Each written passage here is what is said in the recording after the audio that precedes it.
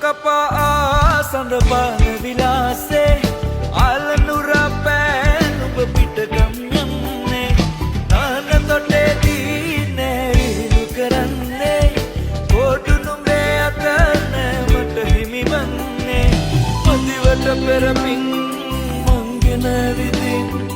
උඹලට හොඳ කලකෙවී මදිවට පෙරමින් මංගෙන විදින් උඹලට හොඳ කලකෙවී පරමිටියාවත පැත්තේ සුන්දර ගම්මානෙක මැත්තේ